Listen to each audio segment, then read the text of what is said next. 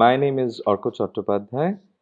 I am a faculty in IIT Gandhinagar Humanities and Social Sciences Department. I am doing this video book review for our library, so reaching out to all our community of readers in IIT Gandhinagar. I'm going to review this very new book. This book has come out a few months back in the early months of 2020, when the world was different, I suppose, before COVID struck us. But it's a very good time for all of us to also read and do some deep reading. And I'm sure in the last 8 months, especially the intense lockdown periods, have also enabled a lot of reading. Now, this book is by a famous Irish writer, John Banville, and it's called Snow. And as the title, if you look carefully, if you see this cover page carefully, we can see the blood here. So it's a mystery book. It's a mystery book. It's a whodunit. It starts off as this classic Agatha Christie situation. So we have a Roman Catholic priest who stays the night at this particular house called Ballyglass House. This is in country Ireland, and we are talking about the mid 1950s. So this is Catholic Ireland, Roman Catholic Ireland, and it's unimaginable to think a Roman Catholic priest being murdered and mercilessly in this particular house, Ballyglass House.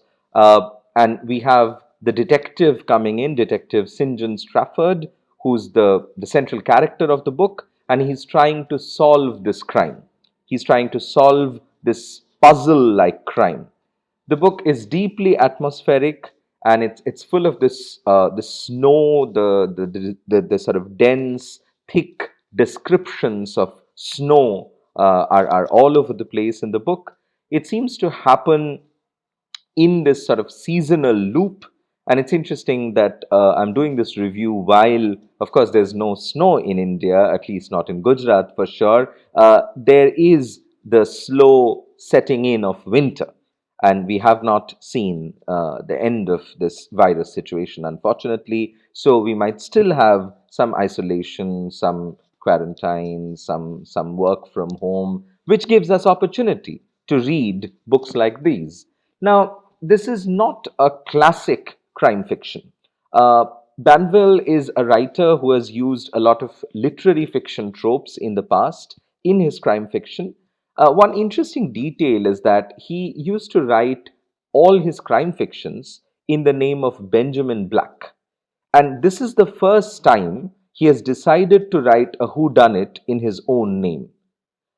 Yes, in the past he has written books on crime and criminals, but then I mean that's like Fyodor Dostoevsky, the famous classic novelist, writing about crime. I mean there could be books on crime which are not necessarily whodunits or detective novels. This is a detective novel. And this is the first time, as I said, Banville has apparently, and he has said this in an interview, that he has kind of killed off that alter ego of his, Benjamin Black, under whose name he would write these mystery books. Now he's going to write them in his own name. And what we see in this book, and let me just, create some sort of curiosity for the book. I mean, it's difficult to review a whodunit because you can't give it away. But as I said, it's not just a classic suspense book. Yes, it is. And it's deeply indicative. Even at the end of the book, you might have to go back and reread it to understand who actually killed the priest. But I think what is very interesting about this book is the narration. The way Strafford holds fort as the central narrator, as the not the narrator, but as the central character, and the whole narration works around him. But then we have this summer interlude. So there are two breaks in the book. Everything happens in 1957. This murder takes place, and Strafford is out there to try and find out the killer. And then we go back in 1947 in the first person narration of the priest who has got murdered. And there's a sort of confessional account there, which has very deeply disturbing connotations. that brings in the politics of the church, the whole Catholic Protestant divide. By the way, I should mention St. John Strafford is a Protestant detective. And he faces a lot of problem, of course, because the Roman Catholic Church wants to hush up this crime. They don't want this crime to come out in the open because this guy, the priest who's murdered in the library in the beginning of the book, is not just murdered. I mean, he's mutilated. So there's a lot of graphic description in the early part of the book, how this happens and so on. So the priest is attacked and brutally murdered. So we can imagine what kind of reaction Roman Catholic Ireland would have on this brutalization of the priest's body. But then there are sexual fluids found around his body which suggest something else. And the book goes into these deeply disturbing issues of sexual abuse, celibacy, priesthood, what is right, what is wrong, questions of homosexuality. It's a very moving, wonderfully written, beautifully described book. Atmospheric, as I said, but it's also a book that has larger ambitions than just a detective story. And there are, as I said, these seasonal interludes. So we go back in time, we go back a decade, and we go to the priest's own narration in 1947, and then we come back at the end again to 1957, and there's a coda with which the book ends, and this coda is to another decade ahead now. So it's in 1967 now when the detective has a conversation with one of the suspects, with one of the characters. And we kind of realize that the mystery was never really solved, even though people thought they had found out who the killer was. It's a very deep and complicated mystery. I can't go into all the characters, but in the Osborne household where the priest gets murdered, almost everyone is a suspect, right? And that's a typical Agatha Christie trope. But what Banville does with this Agatha Christie trope, this Agatha Christie-like situation, it's like a closed-door murder mystery. So is it someone coming in from outside the house who would have done this?